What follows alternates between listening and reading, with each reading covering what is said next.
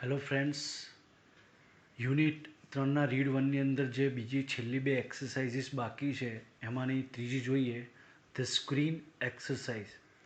Van emotions have taken you over, જ્યારે ભાવનાઓ તમારા ઉપર હાવી થઈ જાય, it becomes nearly impossible to think clearly. સ્પષ્ટપણે વિચારવું લગભગ અશક્ય બને છે. Then it becomes very easy to make unwise decisions or to agree to something which is not to your advantage. અને એ શેના માટે સરળ બની જાય છે કે એવા નિર્ણયો લઈ લે જે અનવાઇઝ હોય, જેમાં કોઈ સમજણ ન હોય, અથવા એવી બાબત સાથે સહમત થઈ જઈએ જેમાં આપણને કોઈ લાભ હોતો નથી. The screen exercise shows you how to step back and emotionally detach yourself from your current situation so that you can see more clearly what is going on. તો સ્ક્રીન એક્સરસાઇઝ શું દર્શાવે છે કે તમારી હાલની સિચ્યુએશનમાંથી ભાવનાત્મક રીતે તમારે કેવી રીતે તમારી જાતને ડિટેચ કરવી, અલગ કરવી અને કેવી રીતે પાછા આવવું આ સિચ્યુએશનમાં, કે જેથી તમે આગળ શું કરવું એ સ્પષ્ટપણે કે છે જોઈ શકો. Taking an outsider's point of view and imagining another person in your situation will put a new perspective on your stress problem so you can evaluate more calmly what needs to be done. કોઈ બહારના વ્યક્તિનો point of view એટલે કે વિચાર અથવા તો સલાહ લઈએ, અથવા તમે એવી કલ્પના કરો તમારી સિચ્યુએશનમાં તમારી જગ્યાએ કોઈ બીજો વ્યક્તિ છે, આવું કરવાથી તમને તમારા સ્ટ્રેસના પ્રોબ્લેમમાં એક નવો પર્સ્પેક્ટિવ એટલે કે વિચાર મળશે, જેથી તમે શું મૂલ્યાંકન કરી શકશો વધુ શાંતિપૂર્વક કે આ બાબતમાં હવે શું કરવું જોઈએ. With your eyes closed, think about the situation that is currently causing your stress. તમારે કઈ આંખો બંધ કરીને કઈ બાબત વિશે વિચારવાનું છે, સ્થિતિ વિશે વિચારવાનું છે કે જે તમારા તણાવનું કારણ છે. Imagine projecting the situation onto a screen in your mind as if it were a film you were watching. તમારે તમારા મનચક્ષુની અંદર, મનના માનસ પટલ ઉપર એવી કલ્પના કરવાની છે એ તમારી સ્થિતિને જાણે પ્રોજેક્ટ કરી રહ્યા છો, જેવી રીતે તમે સ્ક્રીન ઉપર મૂવી જોઈ રહ્યા હોય તેવી રીતે. Include only what has really happen, not what you are afraid might happen. અને કઈ બાબતો તમારે આની અંદર ઇન્ક્લુડ ઉમેરવાની છે, ખરેખર જે થઈ ગયું છે તે ડરના, તમને ડર હોય કે હવે આવું થશે પેલું થશે, એ બાબત ઉમેરવાની નથી. Replace yourself in the film with someone else of the same gender. હવે આ ફિલ્મની અંદર સેમ જેન્ડર એટલે કે મેલ તો મેલ, ફિમેલ તો ફિમેલ, એ જેન્ડર પ્રમાણે તમારે તમારી સિચ્યુએશનમાં કોઈ બીજા વ્યક્તિને સ્થાન આપવાનું છે. Watch the film as an outside observer. તમે બહારથી જોવાવાળા વ્યક્તિ છો એવી રીતે ફિલ્મને જુઓ. How do you feel about what is going on in the film. આ ફિલ્મમાં શું ચાલી રહ્યું છે, કેવું ચાલી રહ્યું છે, એ વિશે તમે કેવું અનુભવો છો. What advice would you give the person who is replacing you on the screen. તમે સ્ક્રીનની અંદર તમારી જગ્યાએ જે વ્યક્તિને રિપ્લેસ કર્યા છે એને તમે શું સલાહ આપશો. Open your eyes again and act on your own advice.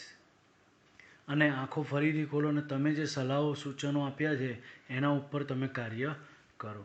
ઘણી વખતે આપણી જગ્યાએ કોઈ બીજા વ્યક્તિ આ સિચ્યુએશનમાં જેવું વિચારી લઈએ તો આપણને ખુદના આપણી સિચ્યુએશનમાંથી બહાર નીકળવાના સારા વિચારો મળે તો આપણે એના ઉપર એક્ટ કરી શકીએ.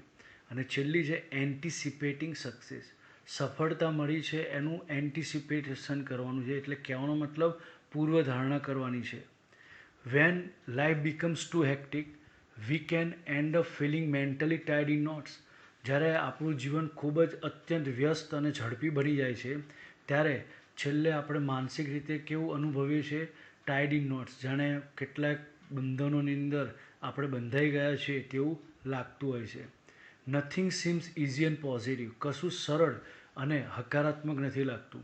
Pessimism sets in and we can not see a way out of our current problems.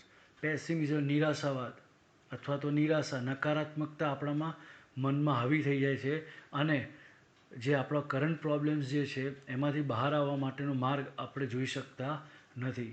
V can open a source of optimism with the technique of anticipating success.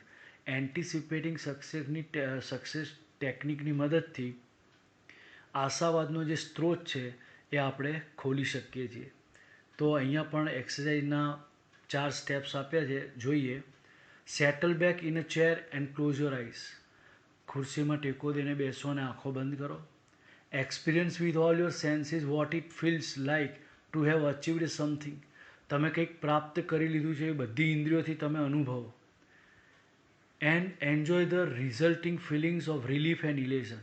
અને જે રાહત, રિલીફ અને ઇલેઝન એટલે કે હેપીનેસની જે ફિલિંગ્સના જે પરિણામ આવે છે એવા, એને તમે એન્જોય કરો. Hang on to the positive feelings and bring them back with you into the here and now. અને જે હકારાત્મકતા ભરેલી જે લાગણીઓ આવી એને તમારે જાળવી રાખવાની છે, અને અહીંયા ને ત્યાં, પછી કે પહેલાં, ગમે ત્યારે એને તમારી સાથે જ પાછી લાવવાની છે. ઓપન યોર આઈઝ અગેન, અને ફરીથી તમારી આંખો ખોલો. Make sure you don't get all tangle up in consideration about how the situation will resolve itself. એ બાબતે તમારે ચોક્કસ ધ્યાન રાખવાનું છે કે તમારી જે સિચ્યુએશન છે એની જાતે કેવી રીતે ઉકેલાશે એ વિચારોમાં તમારે ટેંગલ અપ એટલે કે કન્ફ્યુઝ થવાનું નથી. It will look after itself as long as you keep your aim firmly in mind. જો તમે તમારો લક્ષ્ય મક્કમતાથી મગજમાં, મનમાં રાખ્યો હશે તો એની જાતે જ એ ઉકેલાઈ જશે. If you stay focused on a positive outcome you can think more clearly. જો તમે તમારામાં જે હકારાત્મકતા આવી છે એના ઉપર જ ધ્યાન કેન્દ્રિત કરશો, ફોકસ કરશો, તો you can think more clearly. તો તમે વધુ સ્પષ્ટપણે વિચારી શકો છો. And you will make better decisions. અને તમે વધારે સારા નિર્ણયો બનાવી શકો અથવા લઈ શકો છો. વિચ વિલ, કે જે eventually lead to the desired result, જે તમને છેલ્લે ઈચ્છિત પરિણામો તરફ લઈ જશે. If there could be a number of different positive outcomes, then simply concentrate on visualizing one version today and another version tomorrow. અને ઘણીવાર એવું બને કે એક કરતાં વધારે પોઝિટિવ આઉટકમ મળ્યા છે, તો સરળતાથી આજે શેના ઉપર કોન્સન્ટ્રેટ કરવાનું, એક વિઝન ઉપર, અને આવતીકાલે બીજા વિઝન ઉપર. તો આ બધા ઘણી વખતે આપણે કોઈ સિચ્યુએશનના એક કરતાં વધારે પોઝિટિવ પરિણામો મળે, એના વર્ઝન મળે, તો આજે એક વિષય વિચારો ને આવતીકાલે બીજા વિશે. This is not an exercise in correctly predicting the future. આ એક્સરસાઇઝ તમારું જે ભવિષ્ય જે છે એનું સચોટ રીતે પ્રિડિક્ટ એટલે કે અનુમાન, પૂર્વ અનુમાન કરતું નથી, પણ rather a way of clearing negative thoughts from your mind. એના કરતાં તમારા મનમાંથી જે નકારાત્મક વિચારો છે એને દૂર કરવા માટેનું, and focusing on a positive state, અને એક હકારાત્મક સ્થિતિ ઉપર ધ્યાન કેન્દ્રિત કરવા માટેનું એક અહીંયા નિર્દેશ કરે છે. તો ફ્રેન્ડ્સ, અહીંયા જે યુનિટ જે છે એ સ્ટ્રેસ મેનેજમેન્ટવાળો એ અહીંયા પૂરો થાય છે. અને I hope I have tried my level best and I hope you have understood. Thank you so much.